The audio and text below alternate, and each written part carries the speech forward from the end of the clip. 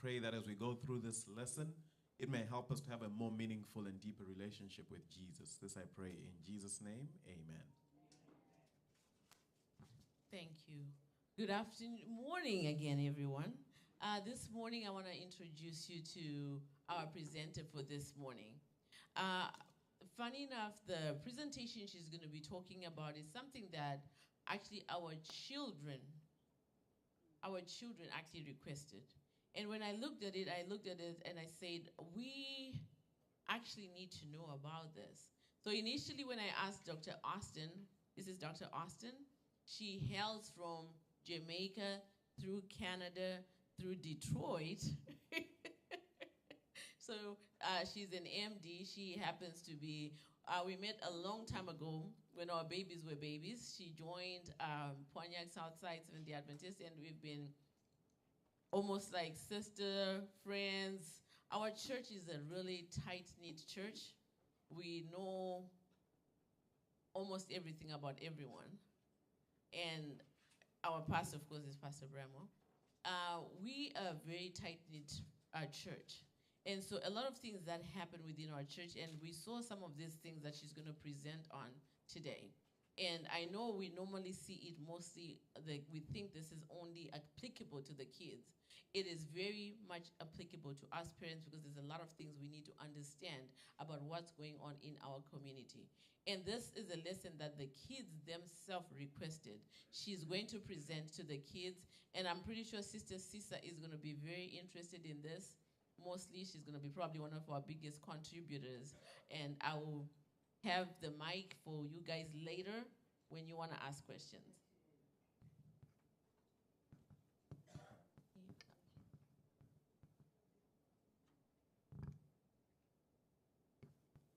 Good morning, everyone.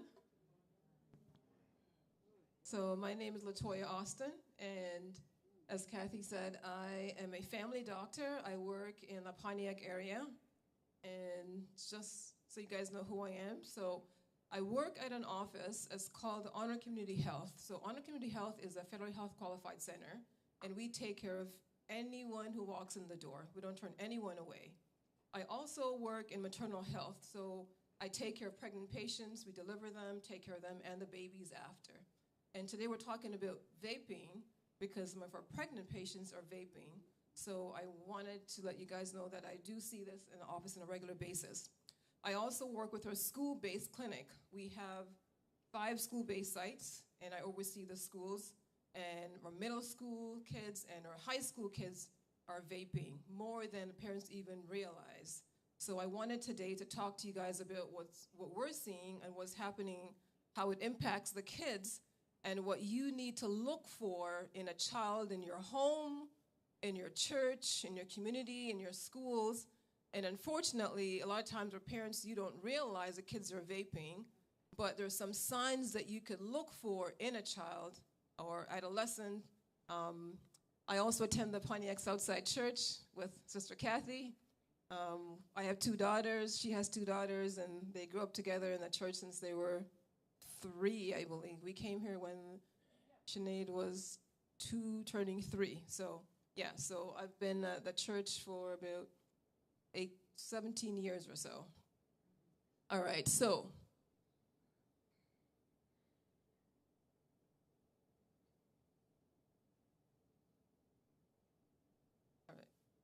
So today we're going to talk a little bit about why the kids are vaping, the impact the vaping has on them, what's in the vape, what they look like, and what we could do to prevent or to reduce they're also called e-cigarettes, in your home, in your school, in your community, as well as in the church. And I know sometimes we believe it's not happening in the church, but it is happening in our own churches. So, can anyone tell me, of all these substances that you could see on this patient's face, which product do you think is the most addictive? So we have alcohol, we have marijuana, we have nicotine, we have wine, we have prescription pills, we have cocaine. Which one do you guys think is the most addictive substance? Nicotine.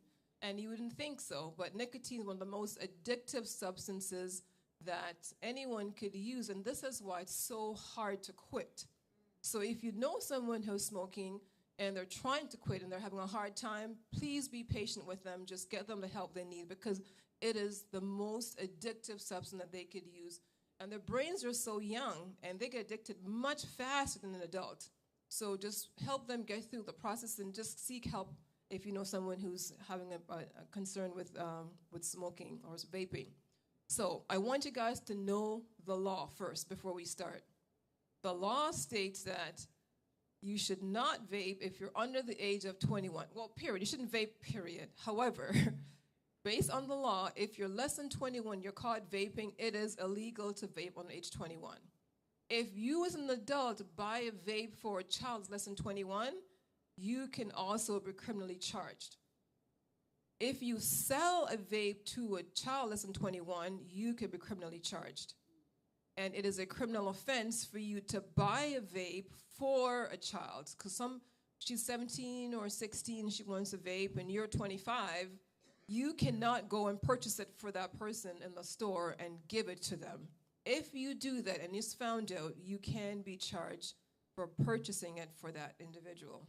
So that's what the law states. Each state is different. In the state of Michigan, where I live, it's 21. So whichever state you live in, make sure you know what the laws are. And you're probably going to say, I'll never buy vape for my kids. I'll never buy vape for anyone. And it may be true for you, but your family members may buy for someone else in the family. So just make sure that you know what the laws are in your state. All right. So how do you differentiate between vaping and smoking? So the vape actually is oil-based. It's not water-based like most people think. It's oil-based. So when they inhale, inhaling an aerosol product, and it produces a liquid that they can inhale and vape into these little e-cigarettes. Now that device, it heats the liquid, an oil-based liquid. There's no burning, so there's no combustion.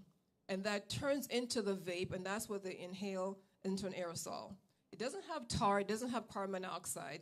So because of that, people think it's less toxic than actually smoking the cigarette. So when you smoke the cigarette, that, you're burning it. So you light it at the top, it burns, and they can inhale it through their mouth as well as through their nose. And that product is usually cigarettes or nicotine-based product. And that has tar, that has carbon monoxide. And we all know that those two products are very toxic to the system as well as to your lungs in particular. So the difference between the two is that one, you're actually burning it as combustion. The other one is an aerosol, similar to like spraying, a liquid in the air. It's aerosol, so it's not a combustion product. All right, so does anyone know what the vapes look like? We all know what they look like. All right. Are you sure? All right. Exactly. There are so many different types of vapes now that you may not be able to tell what they look like.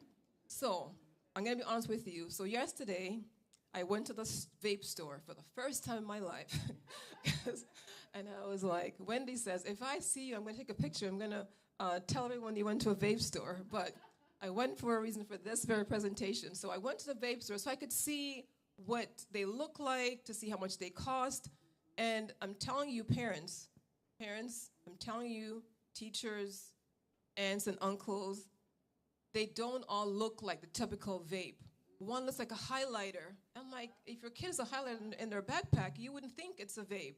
Some looks like a USB, that you plug into your laptop to store information on. So sometimes you have no idea what they look like. So these are some of the different brands, how they look. I don't know if this has a pointer. Yeah, like this one.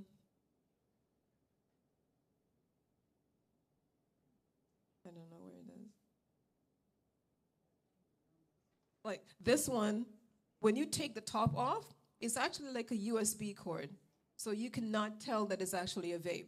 There's one that I saw, it looks just like a highlighter. And I mean, how would you tell? I did buy some, but I'm not gonna, they're gonna be thrown out when I'm done. I bought some just so I could see how much they cost, what they look like, how heavy they are, how much nicotine they have.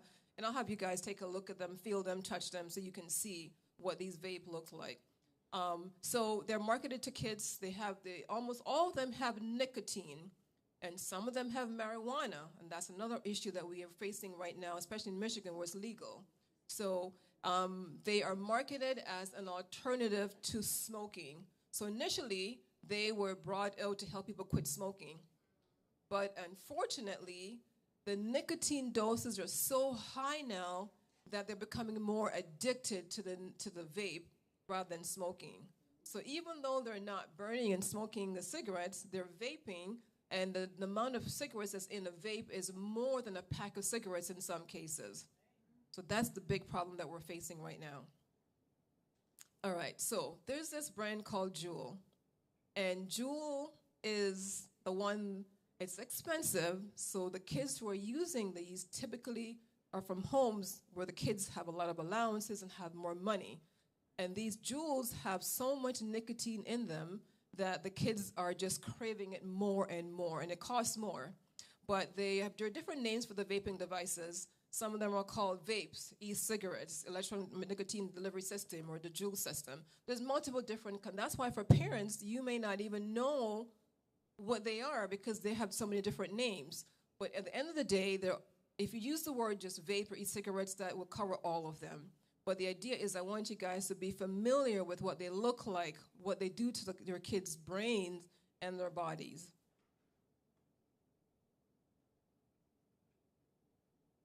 All right, so, okay, so,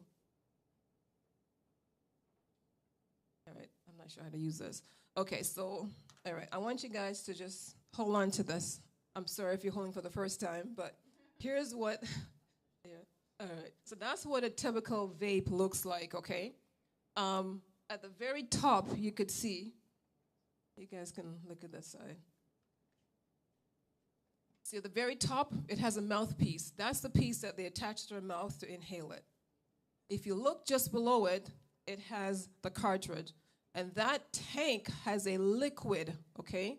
That's the liquid that they're turning into an aerosol that they're inhaling. Now, that liquid has so many chemicals in it. It is so toxic for their bodies. That has a nicotine in it. Sometimes they make formaldehyde. There's tons of different chemicals that are put in it into the actual vape device. It has a heating element. It's called atomizers. That's what you use to heat the liquid so they can get the vape and aerosol to inhale. Then at the bottom, it has a battery. And some of them even it's rechargeable. See, if you look at this one, see at the bottom? This one, you could charge it. So if the battery dies, you can still charge it. So parents, if you are missing your chargers, investigate why you're missing your chargers. The kids are looking for the charger to charge your vaping device. Yes. So it's important that you learn what it looks like, what's in it, and understand that not all of them require a charger, but some of them do, and they tend to cost a little bit more. They have a lot more chemicals in them, and they're more addictive because of the amount of nicotine that's in them.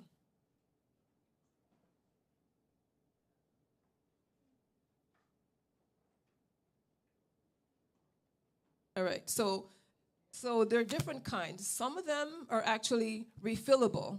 So when you, like this one in particular, this is the North brand.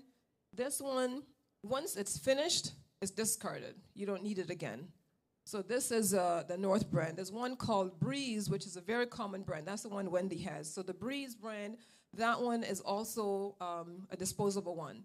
So once the nicotine that you've finished this one has, I think, 2,000 puffs. You finish your 2,000 puffs, and it's done. Throw it in the garbage, and it's done.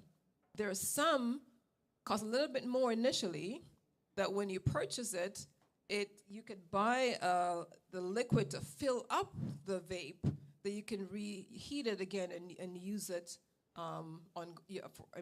multiple times. So the ones that require the refillable ones, they cost more to purchase, but it's less expensive to refill it.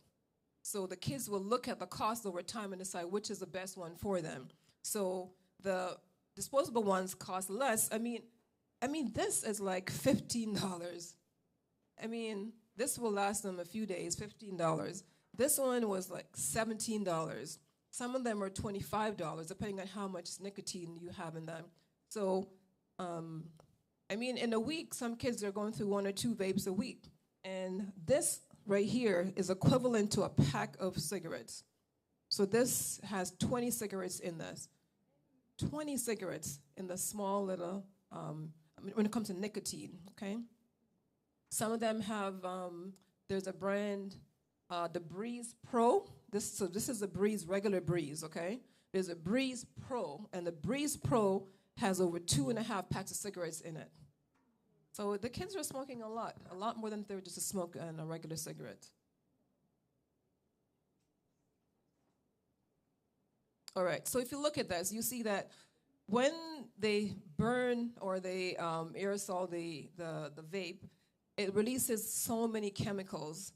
So in it first is the big things in nicotine, okay? The nicotine is a big thing that's in it. Then it have all these chemicals, formaldehyde. If in the medical world, you know that formaldehyde we use to keep the body, after you pass away, we use that to preserve the body. I mean, these kids are inhaling formaldehyde, okay? It has heavy metals, tin and nickel, which is bad for the lungs. So the chemicals are in the vape. It's just not good for them overall. And I'll go into more detail in a second regarding the different chemicals. All right, so I mentioned the jewel. You see this jewel? It's the little, see the little arrow? It's a very small USB. And that one, the small jewel, has 20 cigarettes in it. 20 cigarettes. And some of the bigger ones have 40 and 60 cigarettes. So if you find it in your kid's purse or in their bedroom, I mean, we as a church have to figure out how are we going to address it. Are we going to, I don't know about you guys, but if my mother found a nicotine in my purse, she's going to kill me. So we have to figure another way to talk to our kids because I would be murdered. She would kill me.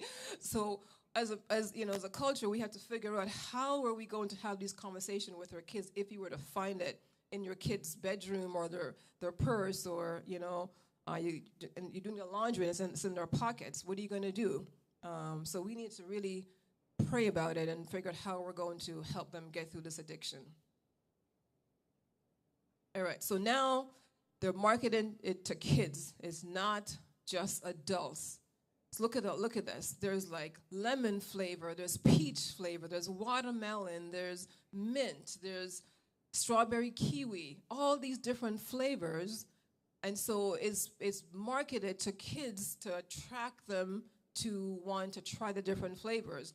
Now it's cool to smoke, it's cool to use a vape, which is not, of course, but the big tobacco company was the pusher for tobacco back in the day. Now it's called the big vape.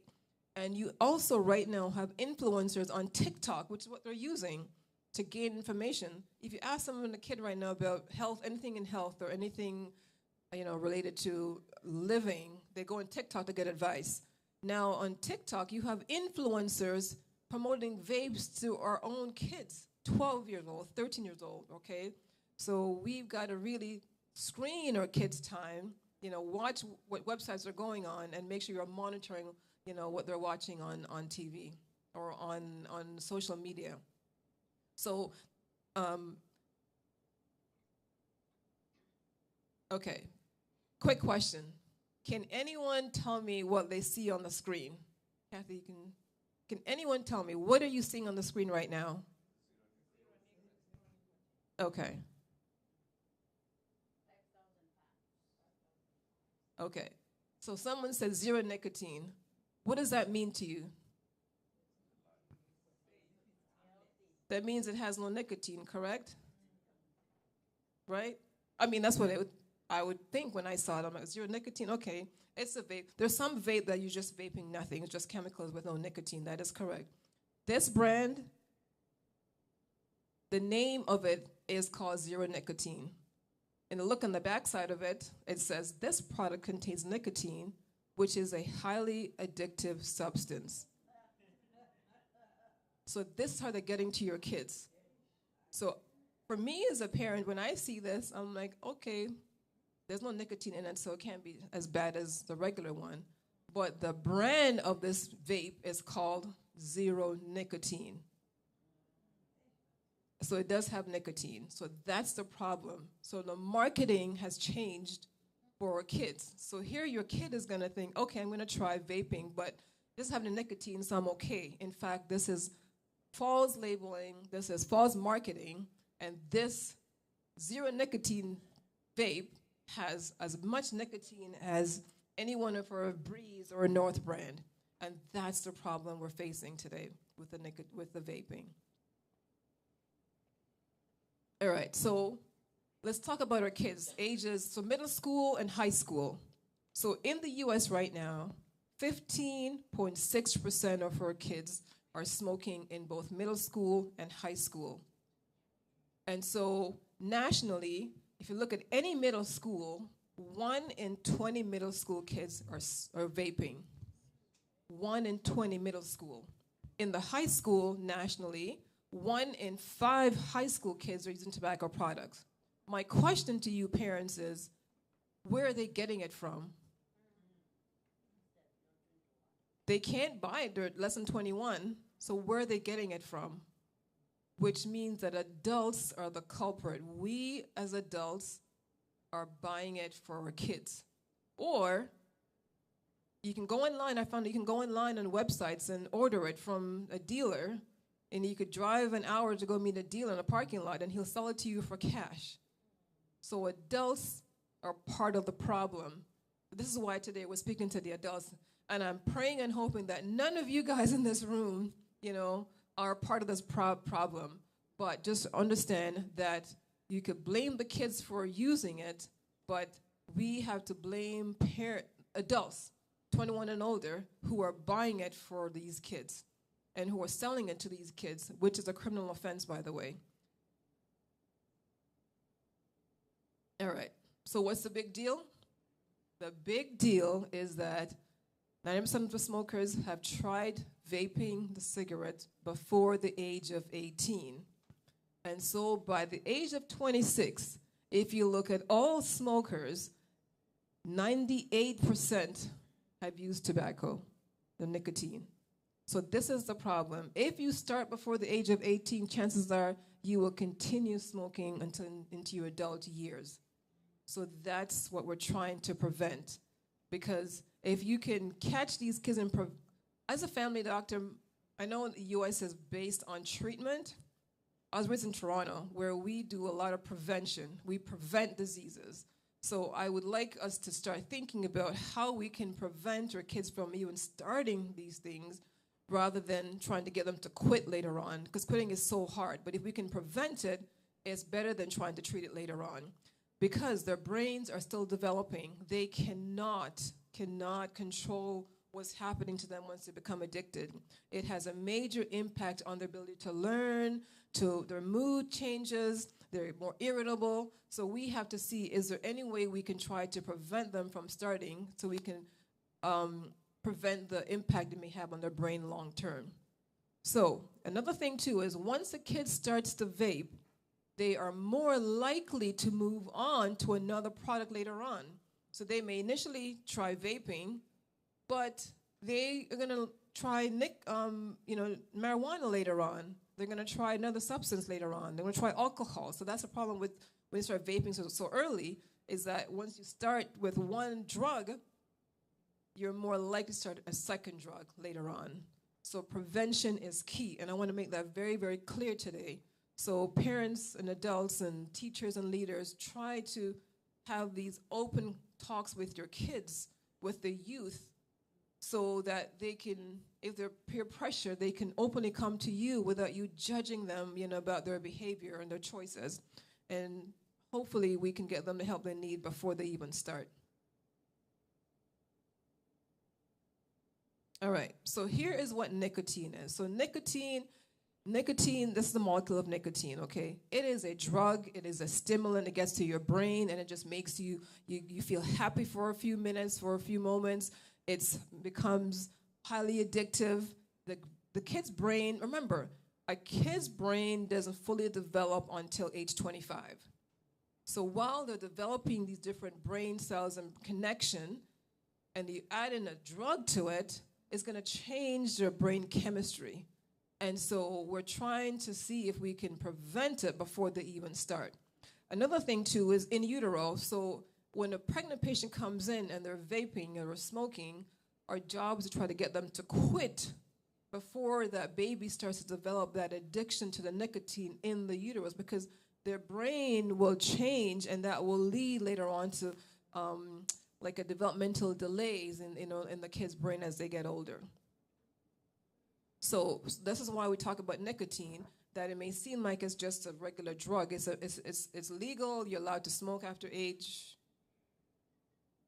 I think in Ohio, I think it's till 21 in Ohio. 21 is when you can actually legally buy it, but we want to try and get the kids to learn about these things before they even start, buying the product.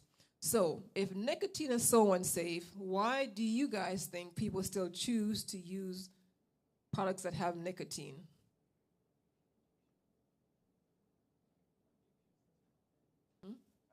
Addiction, peer pressure. Any other reasons? It's cool. Some kids think it's cool to smoke. They on TV you have these amazing, beautiful models who are smoking, and it looks cool. So,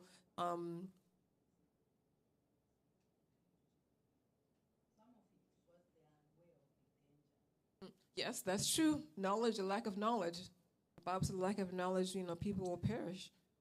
All right, so I'm going to show you a little graph about what happens when you inhale nicotine. First of all, when a child or any adult vapes, it takes 7 to 10 seconds for that nicotine to get to their brain. It's very quick. 7 to 10 seconds. So they smoke, here's the nicotine, and guess where the nicotine goes? It goes to a part of the brain that makes you happy. It is the happy part of your brain. So you inhale the vape, and it gets to your brain. Your kids are happy, temporarily though. So what happens is, when you're happy, your brain releases dopamine, lots of it, right? So it's like playing a sport. You produce lots of happy endorphins and, happy hormones. So the same thing happens when the kids vape. When they vape, they're not sad initially. They're actually quite happy. And that vape, that nicotine goes to the brain. They release all these different dopamine that makes them feel good. And it produces a high dose of dopamine. And that's the problem with nicotine. The dopamine levels are so high. And then what happens over time, that nicotine gets to the brain. The brain produces so much dopamine that after a while, the brain stops producing enough dopamine because it's saturated so much with dopamine from the last time they smoked. And so their ability to feel happy normally now has now diminished. And they need to they call it a hit. They got to take a hit to feel good again. And this is why. So the brain keeps remembering that hit, remembering how you felt. And so now you need more and more of it to get to the same level of happiness. And over time, the brain gets wired to wanting it. And so now they get addicted to the nicotine. And it's a cycle it's just ongoing. And so the idea is, if we can prevent that first hit, you are way ahead. Now, for a child, it takes sometimes weeks, sometimes days to get addicted to nicotine, depending on how much they use. So this is why it's so important that we try to catch them early. Yes, if they start, it's good to get them to quit. But the idea is, as parents and teachers and leaders in the church, if we can get them to prevent them from starting, we're way ahead of, the school system and our community, being impacted by it. So that's how addiction starts. It gets to the brain, it produces lots and lots of dopamine short term. And so you got to keep getting more and more of it for you to get that same effect. And that's why they get so irritable without it. So if your child has been behaving all these years, all of a sudden, like what's wrong with you? Like they're changing, and right in front of your eyes, you're like, okay, something is different. What's going on? Check just to make sure they're not vaping, because that could lead to their irritability. All right, so we talked about the flavors. So yesterday, when I went to the vape store, I mean, first of all, the walls of vape the walls and walls of vape. Look at all these flavors. There's mint, there's watermelon, there's banana flavor, strawberry flavor. There's over, I think it was like 5,000 different flavors, right? And the flavors and the colors attract younger kids, right? Look at the Skittle. Skittle has all these different flavors. They have Skittles flavors as well, you know? And over 15,500 different tobacco flavors and counting. They keep adding more and more and more. And that's the problem with the vaping. These flavors, it makes them want to try different flavors and different amounts. And so now it becomes more attractive. It's not cool to, I tried a watermelon. Let me try your raspberry flavor. And so all of a sudden they want to try different ones and they become addicted just like that. But the issue is the flavoring can cause damage to their bodies, to their lungs, to their brain. All right, so there's a study that was done, and they found that if you use the flavoring that's in the nicotine, it can damage the lungs. And not only was the lung damaged, also they found that it can increase the risk of heart disease. And these kids eventually become addicted to nicotine, and as they get older, so we're seeing heart disease at a much earlier age than we did. I remember when I was a kid, heart attack, there were old people that had heart attacks. Now we're seeing younger people coming in with heart disease and heart attack. So we're seeing the impact of vaping on your heart vessels from 20s and 30s. I have a guy right now, he's 34 years old. I mean, he's already in heart failure. He's been vaping for forever. And I'm just like, I don't even know how to help him because he doesn't want help, you know. And another thing, too, is when someone is addicted and you approach them for help, if they're not ready, there is nothing you could do. All I'm saying is just pray. Just pray for them because at some point on, the Holy Spirit can really touch their heart and their minds to want to change. All right, so I want you guys to take a look at these names. There's these long chemical names that we're seeing in the vape product. And what's happening is these products, the names are so long, I don't even say them, especially the cinnamon flavor, it actually kills the brain cell. It kills the lung cells. It's killing their cells. And over years of doing this, you end up having cell damage, which leads to early aging. Their skin changes, their mood changes, their memory changes. So you're going to see a lot of cell damage from but from vaping nicotine products. All right, so there's some harmful impacts of it in the e-cigarettes. So you see there's nicotine in it. There's all these organic chemicals. There's some chemicals that actually can cause cancer as you get older.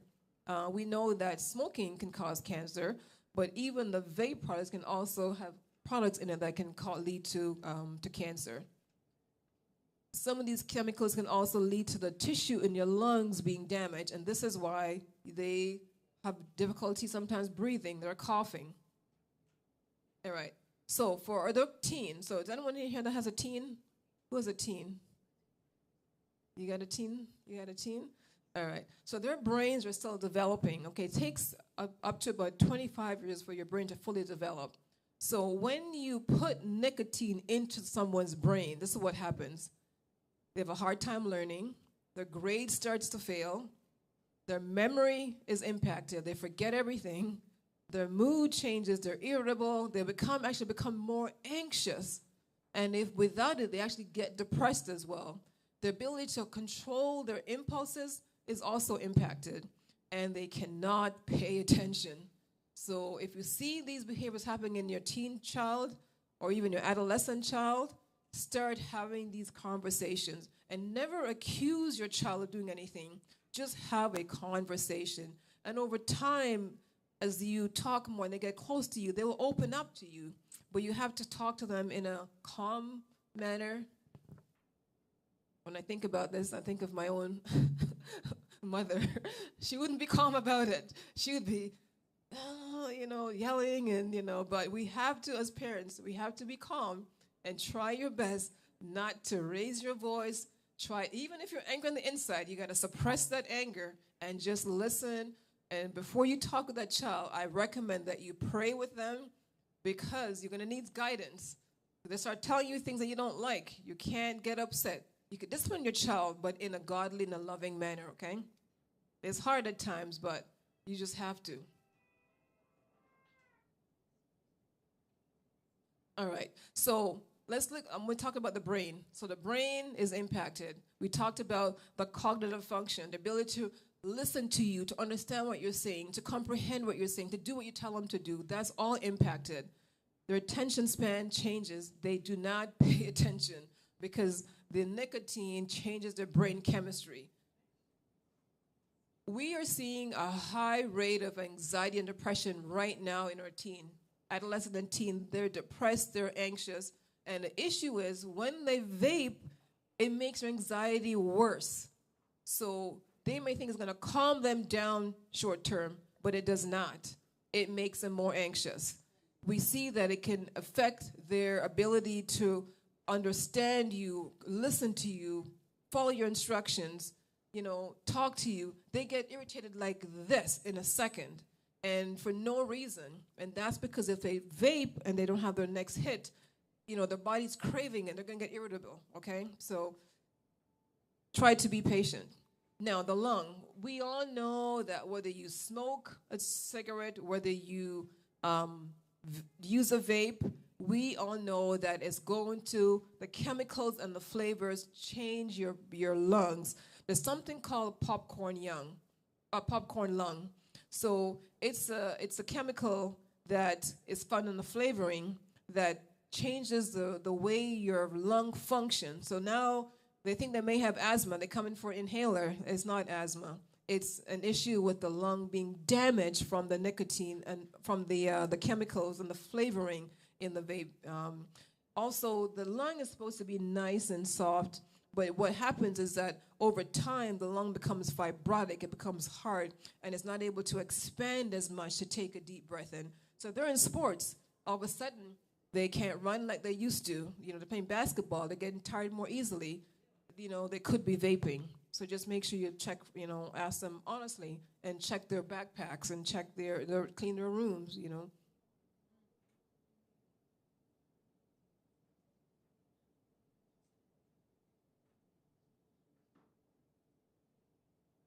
All right, as I mentioned, the addiction it happens very quickly, guys. So it can happen within days. Because you ask anyone who started vaping and you ask them how they got started, when they got started, they will tell you it was just, I was in the washroom with my friend and I just tried it for that one time. All of a sudden, they just want more and more. Because that intense feeling of feeling good, kids like that feeling. I mean, when you get that first hit, you feel, your body produces so much dopamine, you actually feel really good. And they want to keep feeling that way because or kids who are depressed in particular, when they do it, they want it more and more. So over time, you can have a few days or a few weeks, and all of a sudden now they're addicted to nicotine.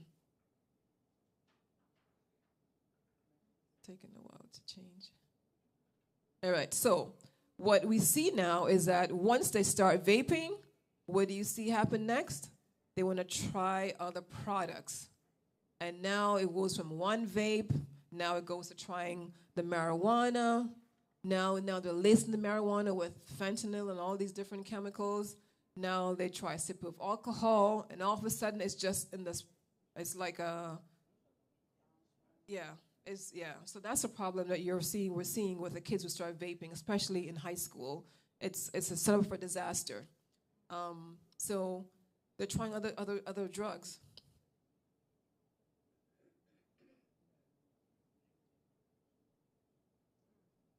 All right, so we see that in high school, 1/3 of the kids that use e-cigarettes also report using recreational marijuana. Now, it's legal in Michigan, but you're not allowed to buy it until you're age 21. In high school, the oldest you are is probably 18 or 19, so they're getting it from an adult. So this is where we're seeing that we blame the kids for it, but adults are really the ones supplying the kids with these chemicals. If they use nicotine in a vape, they're twice as likely to actually smoke cigarettes as well. So that's the problem. You start off with one drug, now you're trying actually smoking cigarettes. So now they're vaping as well as smoking. All right, parents, I'm going to ask you, why do you think are the top reasons that the youth are vaping? So someone mentioned peer pressure earlier. What are some of the other reasons you think the kids are vaping? Feels good? Yep. Stress? Kids have stress? Okay. They shouldn't, but they do, unfortunately. So stress, we got peer pressure, they feel good. They're depressed. And they feel good temporarily after they vape. That is true.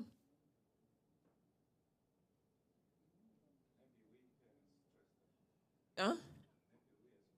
We as parents may stress them out. That is true. Some parents are, can stress their kids out. Isn't that true? All right. So someone said peer pressure. They want to fit in. The cool kids are all vaping in school. It's a known fact. So you want to fit in. You want to be a part of that group. So someone said stress, to cope with stress. Because for that moment, their stress is temporarily gone, temporarily. And that's a problem. They may feel anxious or depressed. They vape. They feel good. They feel cool. They're calm. Especially if they vape marijuana. They'll tell you, oh, they feel amazing. They're bored. They may want to try to experiment with something new. A problem that we're seeing is that in that age group, social media has taken over our kids. They learn more from social media than us as parents. So parents, monitor your kids' devices, see what they're watching, because there are, I think I found 35 influencers on TikTok that just promote vape. That's all they do. They go into stores and try different flavors and different brands, and your kids are watching this, and they're cool, they're happy, they dress nicely, they don't look sad and depressed in the bedroom. They're like out in cars, nice cars, and so it's promoting the sense of like, life is good. And so our kids are seeing that as, oh, okay, if I want to be cool, and I could try it. And so the influencers are having an impact on our kids. If you look in music videos now that they're watching, a lot of them have a vape next to them in the music videos. So we know that family and friends who are using them are influencing these kids as well. And a lot of the kids smoke because of the flavor. They promote the flavors to our kids. It's like they look like candy. I mean, which kid doesn't like candy, right? So that's the problem we're seeing. And a lot of the kids do not believe that the chemicals in the e-cigarette is harmful. They believe it is less harmful than cigarettes. So they're like, okay, well, at least I'm not smoking, I'm just vaping. When in fact, they become just as addicted to nicotine as they would if they were smoking a cigarette.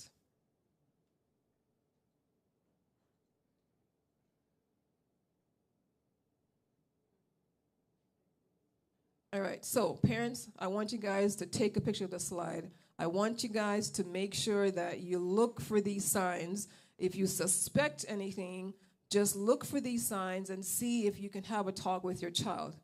They become more irritable, they're angry, they're impatient, they get anxious, they have a hard time concentrating. You're talking to them and their minds aren't even at the dinner table, they're somewhere else. They start to gain weight. They have a sudden interest in burning candles. Because if you walk into that room and they're burning a candle, you don't know if it's a vape or the actual candle, right? So if all of a sudden, oh, let's go to Bed Bath and, no, it's called, what's the store called? Bath and Body Works. The candles are always on sale now. If you'll notice, the candles are always on sale. There's a reason. Because the kids are buying it. They're burning their bedroom. So you walk in the room, oh, what's that smell? Oh, it's my candle. In fact, they've been vaping. And so they're going to brush it off as just a vape. All of a sudden, they want to buy perfume and colognes. And, now all of a sudden, they're thirsty because it makes them more thirsty.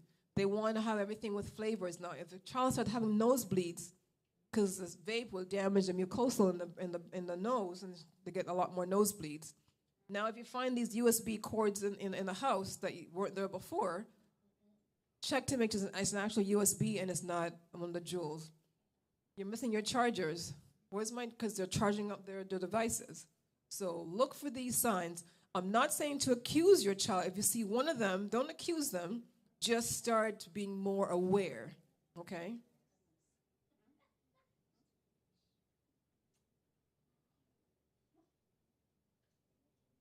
All right, so the last couple of slides, I'm going to talk about the side effect. So we all know they're going to start coughing because it damages the throat. It irritates the lining of the throat.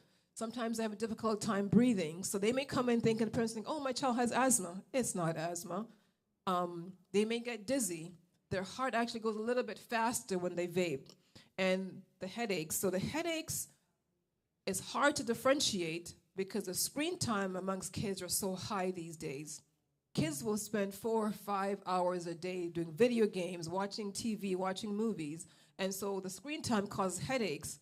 But we also know that the vaping leads to headaches as well. Those are short-term effects. Sir, it's not changing. The long-term effects, the lungs. I mean, we're seeing kids requiring double lung transplant from vaping because the lungs will collapse, right? So that's the long-term impact they could have. We talk about the addiction. Addiction is hard. It's so hard to treat. So once they start vaping in high school, chances are they're going to vape in university and vape as an adult. And for you to quit is almost impossible. We're also seeing the heart disease occurring in younger people now from vaping. And in the teen in particular, their brains are not fully developed. So you're going to see the potential effect on their ability to do well in school, their ability to retain information, their memory, their mood are all impacted by the vaping long term. I'm not sure why it's not turning. All right, solutions. Parents, teachers, grandparents, what can you do? What can we do to help our kids? So, first, I want you guys to educate yourself. Educate yourself on what a vape is, what's in the vape, what the vape can do to their bodies and their brains. And I want you guys to talk with your kids openly about it. And don't approach it when you're upset. Because if you talk to your kids when they're upset, they're going to tune you out. So try your best to be calm and approach them in a manner without judging them. Because parents, we can be judgmental, sometimes. We can be judgmental with our kids. So it's important to approach your kids in a non-judgmental tone. And I'm saying that because, we do that, unfortunately. So if we can change that, would be great. So talk openly with the kids. Tell them about, being honest about the risk. Tell them about what your concerns are. And I also think before you talk with your child about it, please just pray with them and ask for guidance, because sometimes the only way we're going to be calm about it and have the right tone and what to say is if we have guidance from the Holy Spirit. Also, get the stats. Show the kids. Show them. You can pull up online, in your city or your state. Pull up the data and say, in your school, that means 1 in 5 of you guys are smoking. So if you bring your 5 friends over right now, 1 of you guys are vaping. And don't say, I need to know who it is and which one. And you don't need to do that. You just need to just tell them what the facts are so they can know that you're on to them, so hopefully they can, decide not to try it.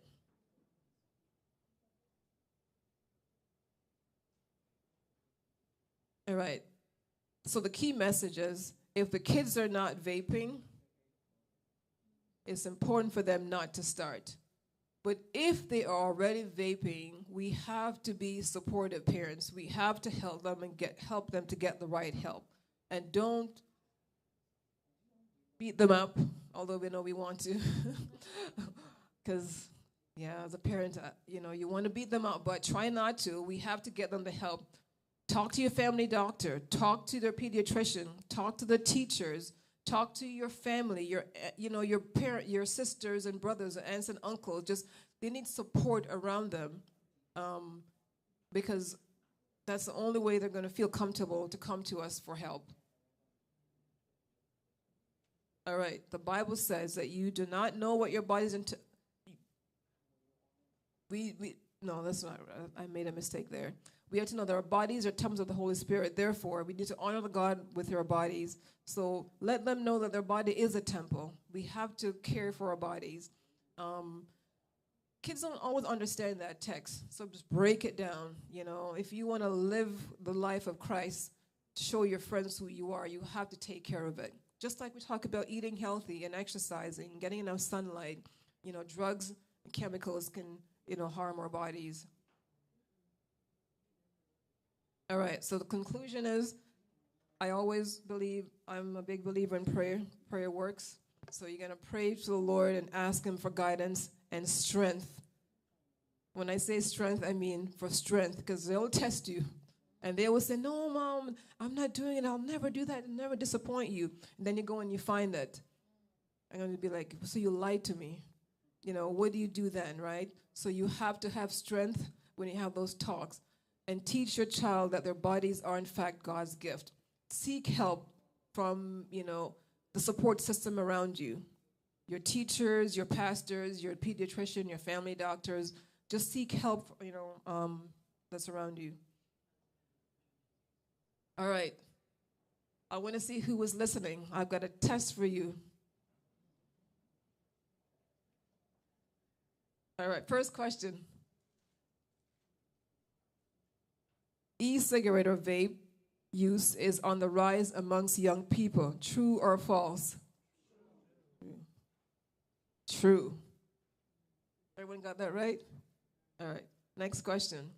The addition of flavoring to e-cigarette liquid is harmless. Absolutely false. The chemicals in the vaping products does pose a risk to their health because it contains the nicotine irregardless of the flavor.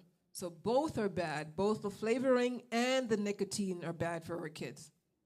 Next question. E-cigarettes only produce water vapor. That is false. It's an oil-based, and it has, look at all these chemicals. The nicotine, the flavors, the glycerol. It has formaldehyde. It has all these chemicals that, I don't know why anyone would put these things into their bodies knowing that it's going to damage your bodies. Question number 4, true or false? Multiple choice. What chemical substances can be found in the vaping products?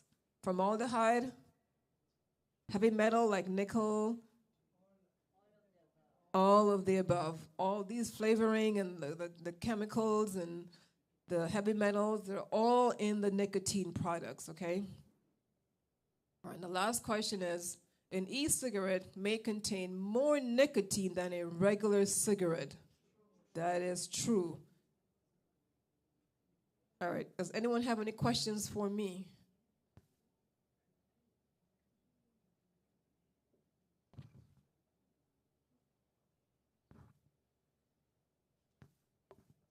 Is there a correlation between some of our kids who are ADHD, who are using that medication? Would that cause, are you finding that more who have ADHD, who have taken ADHD medicine, are transitioning to the use of e-cigarette? So here's the thing. So when a child uses the nicotine from the e-cigarette, it can lead to ADHD.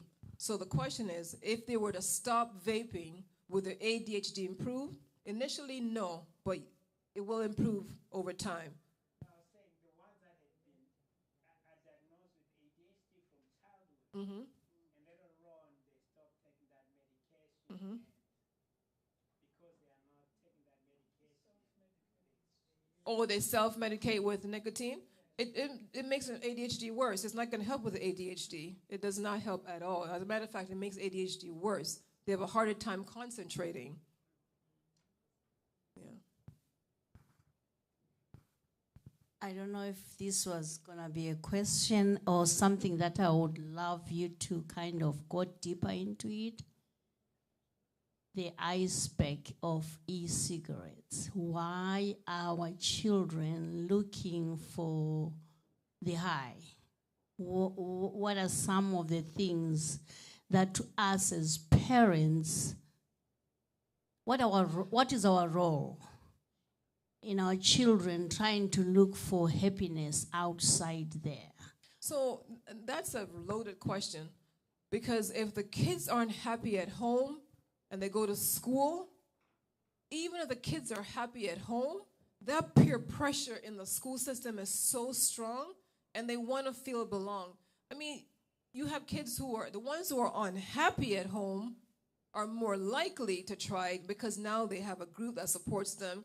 And that nicotine, I'm telling you, you ask anyone who's tried that first hit, they'll tell you that first hit is like, it's, yeah, exactly. They feel amazing, and they keep wanting to go back and get in that first hit. And so they keep doing it more and more to get the same effect, but over time you need a higher dose to get the same effect. So parents, you know, having a loving home is a start. You know, it's good to be strict, but it's good to be strict in a loving way at home, because the kids,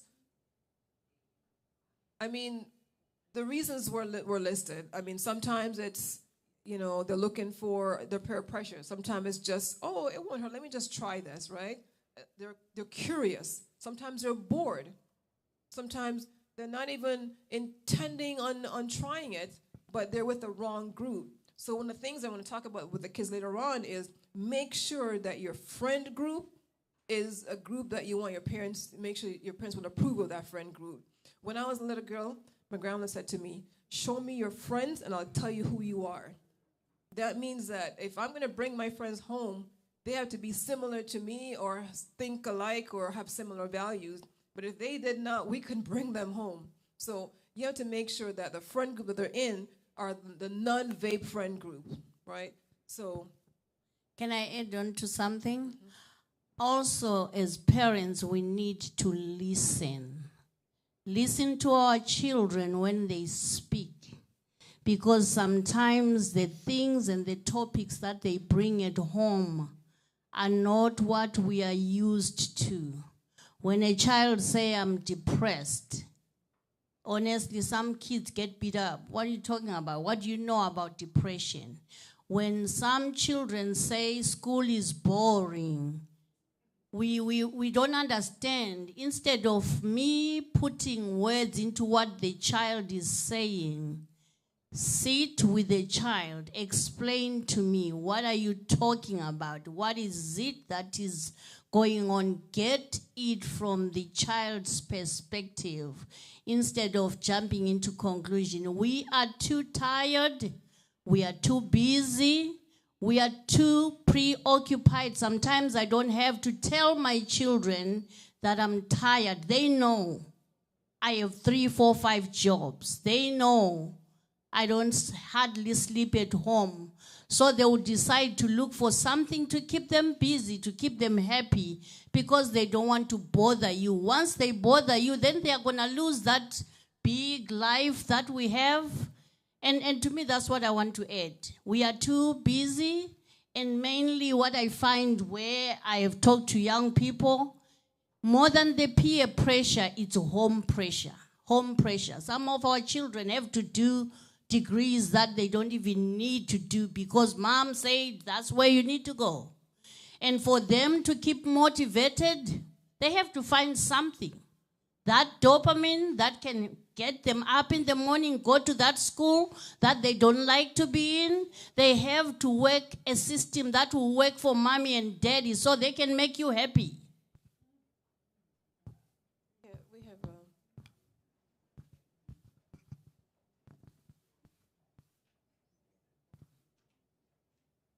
Thank you so much, my sister, for the presentation. That was a very, very brilliant presentation. It was also very informative.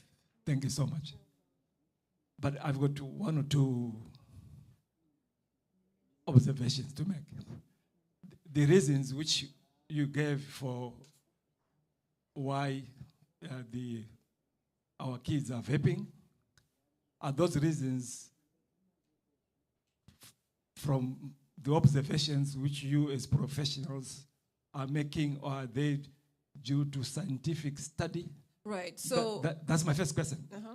Then the second question is, you were saying it's most highly likely that in terms of acquisition of these vapors, right? As parents, perhaps you may be playing a role in that aspect. Is that anecdotal, or is also because of scientific study? Okay. So to your first question, the question was if the reasons why the kids, so they do a national tobacco, nicotine, vaping survey every year in most countries, in Canada as well as the United States. So when you look at the top reason that they select why they're vaping, those are top reasons that they select. It's from research studies from them, when they are the one that chose to say, yes, that's why I started vaping. Now, the second question was In terms of parents. acquiring these vapors, right? Mm-hmm. You were saying perhaps as parents we may be responsible for that. Yes. So I'm saying, is that also scientific study or anecdotal? No, that's data. That's actual factual data, because a child cannot purchase it. If you go to the store, they're going to ask for ID. So if a child walks into a store, now there are some stores that will sell it to a teenager that's not 21, and they could be charged. But most kids cannot buy it. So how are they getting it? So they're getting it from adults. Now, there's some parents that vape, and they'll leave their vape, in at home on the counter, and the kids will take it and try it. There's some parents that will buy it for their teenage. I actually have a patient right now. She's 40-something years old, and her daughter's 17 that's vaping. And she's like, yeah, we vape together. I mean, like, that's poor influence on your child, right? So in our community, in our SDA world, I'm going to be hard-pressed to believe that our parents, are buying it for their kids. You may have one or two, but I'm going to try to believe that most of us are not. But our kids are, right? So as much as we don't want to believe it, our kids, even though you're as a parent, you're not purchasing it for your child is getting it from somewhere, from other adults. So we're not accusing you, we're saying other adults are buying it for them. So we need to not just talk to kids, we need to talk to adults as well, but people make money. If I can go and buy this vape for $15, sell it for $20, $25, I make $5, $10 just like that. And some high school kids do that. They will be the dealer in between to buy it from someone and sell it on campus in the school and make a few dollars. Go ahead, ma'am. My question is, I once was exposed or worked back home in an organization that were looking at companies that advertised falsely, Yep. and they were, persecuted or something like that. Yeah. Sometimes even their licenses being withdrawn. Yeah. So we find, I don't know how America works in terms of that. You have a company that says zero nicotine. Mm-hmm. That's the first thing I see in big letters. Yes. And then in small letters at the back, you tell me there's nicotine. Yeah. Is there any accountability to that? No. No. There's nothing. No. Okay. And now, since that there is none, when I'm hearing you professionals talking, me as a lay person and an unprofessional person, parent, I am forced to be a professional. Yes. Yep. Whether I like it or not. Yep. I am forced to go down and dig for information, for statistics, for everything in order for me to have this. I am forced not to take a stick and use it according to the Bible and listen. And you tell me I'm doing this because I'm not happy. After all, my definition of happiness is different from yours. Yes. I'm not happy in this home. Yeah. What is your definition of happiness? I'm giving you everything. I'm just lamenting to us as parents that we are in big trouble. We are forced to be professionals. And that's why I said, learn the facts, do your own research, learn. One more question. We have a few more minutes to go. You can give her the mic. Yeah, I totally agree with you. And this is why I'm saying, parents, learn for yourself. Don't just rely on the professionals to help you. It starts at home, right? So if you have the fact with your child to have a conversation, it's better than if we come in and talk to your child about it. I just wanted to add more and talk from my young sister who just finished saying something. The one big thing that we have is a problem. These things are coming from big fish. Big people are making money out of the illiterate, poor people who do not know. So going about this, suing them, sometimes it's just like a hard rock. You don't get anywhere.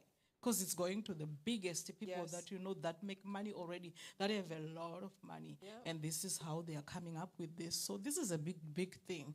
I just also wanted to say, coming to a home, mental health is real. It is right in your home. You don't know what has happened to your child in the past. The past is holding the future for that child. Somebody has abused your child. You don't even know about it. You come to learn it later when the children are so messed up.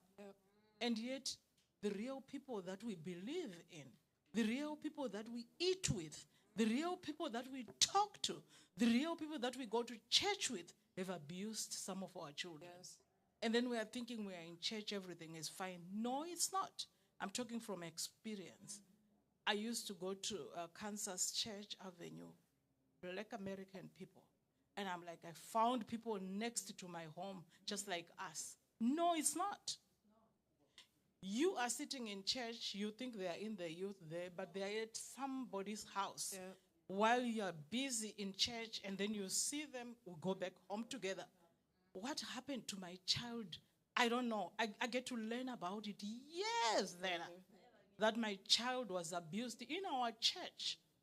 And then I'm like, where is this coming from? I'm thinking of home. Do we have witches? Do we have... No, it's right here where we are. And so mental health is not a very small thing. We are going to deal with it until we get to the crux of it. So what I want to urge our people is, when you see other people's children doing things, do not laugh. Yes, do not take happiness over somebody's problem. This is what we have, even in our own African people. We laugh at each other, not knowing where this is coming from. When I learn as a mother, I'm the last person to know what happened to my child. When everybody else has known. Please, let's help each other. I agree. I have been backbited, I've been talked about, and I so much don't even want to say anything about my children. But I could get help with these people that are in here. But I'm seeming not to. They find joy in it. When it comes to you, then you will learn a big lesson.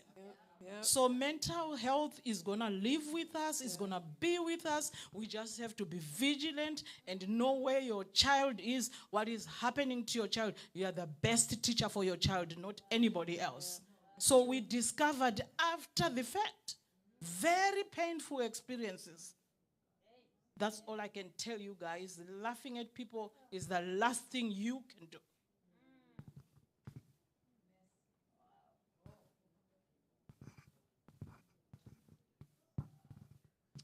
Yeah, some of the things, thank you so much, Doc, for the presentation. About our children, as Adventists, we promote Adventist education. I have nothing against that. But it's not always rosy with Adventist education. All of us here know that Adventist high schools have this thing they call the basketball leagues. They go around all these big schools. Here's a way of those schools trying to get them to come to the schools, like Andrews, whatever, SWAU and all that.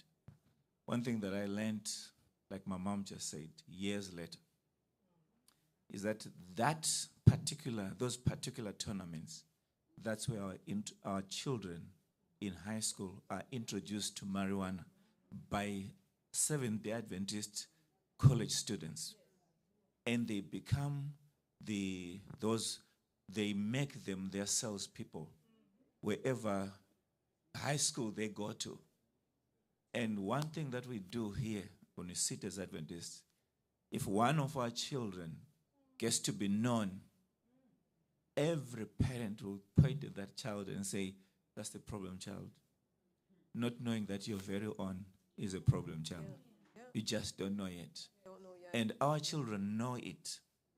And they talk amongst themselves that my parents were talking about you. Yeah. And that child tells their parents that that parent was talking about me, but they don't know that their child is the seller.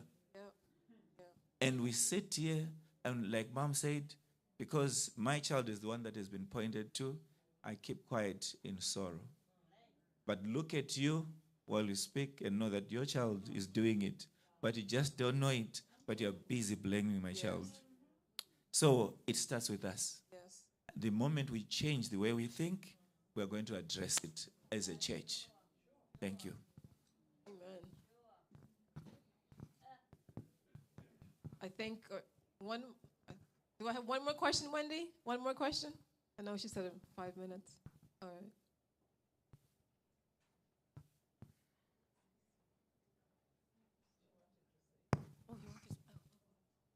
I think on that note on resources, can you point us to a direction to get resources? I know you say pediatricians and doctors and all that, but are there any Adventist sources? I'm not familiar with an Adventist resource list, but I do have on my laptop a list of like Quit Now websites. British Columbia has a really good Quit Now website that I go to for resources. In Michigan, MDHHS has also a Quit Now website for adolescent age group to help them quit. In my office, we have a behavioral health team that's in the school and in our regular offices to help the kids. But if you as a parent need resources, I mean, I'm happy to take your information and get you some links. There's lots of flyers that you could read about. But the key is, you know, as a parent, it is hard if you find out if your child is the one that, you know, is using or selling or, you know, pushing it. And so you have to be not only know what's out there, but what to do. And it's not going to be easy to talk to them in a Christ-like manner in the moment when you're angry, right? So you have to, first of all, pray before you speak with your child to know that I'm about to have a difficult conversation right now, but you need guidance. But I'm happy to give you some resources before I leave. Okay, last question.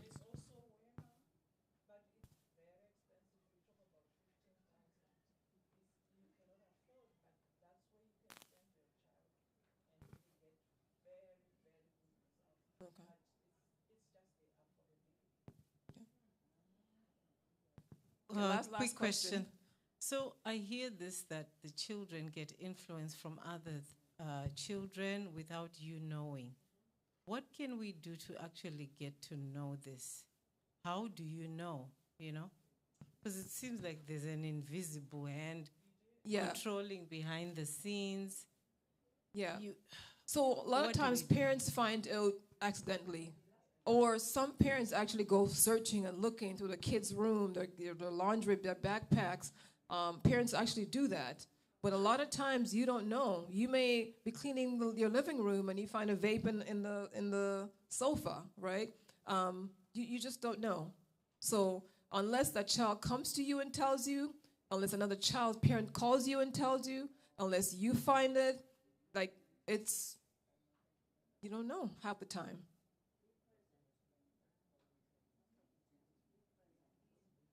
That's true. The other thing is we let our children clean up their houses, their rooms.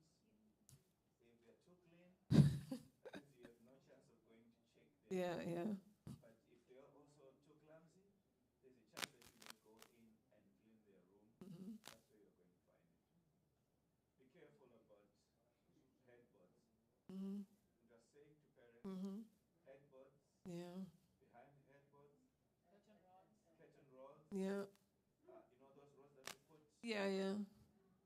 Those things can be stored in that place and you don't know. Yeah. Under the mattress. They hide it.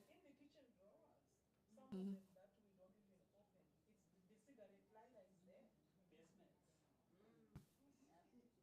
All right. I think we're out of time, but sure. Last question. Oh. Say someone was asking about resources. We know that Adventist schools and everything is expensive. It's okay for us to access the resources in our community. When it comes to these things, addiction and stuff like that, you can still access the resources that are in your community. I want to highlight your presence. Be present. Go with that child. Pick one of the addicts because you are sitting with them in that treatment, in whatever they are doing, make a decision and look at the help that you are getting. You can decipher to say, this, I am not going to allow my child. We have the right to refuse treatment. When you go for mental health, psych eval, and the doctor say, I'm going to put your child in this medication, you have a right to ask, what are the side effects? Is there any other option other than this medication? So to me, I'll say, which I highlighted that we are not present because we are too busy. You got to invest on being there if, in case you find that your child is going through something like that. Even us, when you are going through something, be present. It's another job. You're going to have to drop one job so you can be there with that child. So the resources are all over your state. You don't need an Adventist only. You can access any of the resources in your community. They will help you. Okay, she had her hand up and then you. You can give her the mic, please. We're out of time though, so. Yeah, it's just a short question. According to statistics, are there any children who have been redeemed from, what is the percentage? Have been what? Who have been redeemed from vaping? Oh, absolutely. Oh, yes. Remember, if you look at the number of kids that vape and the kids who don't, more kids don't vape than the kids that do vape. Remember that, right? I want to make that very, very clear. And there are kids, yes. I mean, fortunately, in our office where I work, we work with them with the behavioral health team. We work with them. They come in regularly, and we meet with parents. We have parent meeting with the kids, and we are able to get them off of it. So there is hope. So I don't want you guys to walk away thinking, I know we're out of time, walk away thinking that there's no solution, that the kids are just vaping and becoming adults. But it's true. Remember, 90% of them will go on to be vaping to adult as adults, but we still have some of them that don't. I'm sorry. I know you had a question. I'm glad to hear that there is hope. We're out of time. There is hope. We have this hope. It's burned deep within. We have this hope. Yeah, I didn't have a question. What I wanted to say was, us as parents, as a community, be approachable. We come from a culture where adults are out there, the kids are doing their own thing. They can't come to their parents and say what's bothering them. Be approachable. That's what Sisa was saying. Be present for your children. Yes. And have a mentorship. Like, I can tell you that my children had a mentor here, Mr. Antini. They could go to him and tell him the things that they can't tell their father. Yeah. Let's build that as a community. Amen. With that, thank you so much for your time. I hope this was valuable. If you have any questions, I'll be here all day. Thank you, Dr. Austin. And so the reason why we brought this lesson was actually the kids requested this lesson. It wasn't even me or us. So they wanted us. There's certain kids who are seeing it within our houses, within their siblings. And you parents don't even know it's happening. And you all might think all is well. You all are looking at your kids, you think, oh, this is a perfect child. There's a lot of things that are happening within our households that's affecting our kids, and we do not know. Even our own attitudes. Kathy's attitude is affecting Victoria or Valerie. And when they are affected, instead of them talking to us, they are going to the safe place, which is the marijuana, the vapes, whatever it is that they can find. So I also want to say to us, if you know that there's a child who's doing that, please pray for the child. Do not approach them if you cannot build a proper relationship with them. And when I say a proper relationship, be a friendly person. Do not just go talk about them. Don't pray about them with other people. Pray with them. With them. Because that's another thing that they talk about, that we are very fake. They will come and confide with us, and we are making them a prayer point. So can we not talk about the children themselves? Can we talk about the issue, not the child? Even when you approach your kids, go talk about the issue, not the child. And what brought them to getting to that point. Sometimes when we find out, I'm sure Sisa can tell you this, you have to know what made them get to that point. And please, let's learn about this. It's only, I'm sure a lot of us are going through this. It would be nice for a lot of parents for us to build a safe hub for each other. But we don't have that. Can we build that safe hub for each other and for our children? And I know you all pretend like this ain't happening in your houses.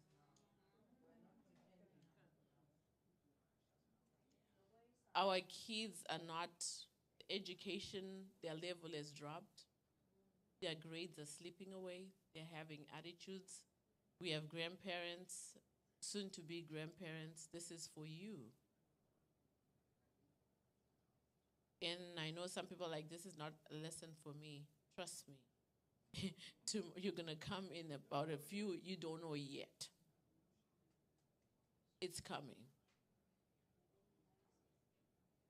So let's have this mindset of us trying to figure out the best way to deal with this. And I would really appreciate if you guys can give us also things that you think we need to talk about. We're going to put out a survey so that next year we know exactly what you guys think. And please just be open about it. If you do want to ask questions, we'll send out surveys so that you guys can send in your questions.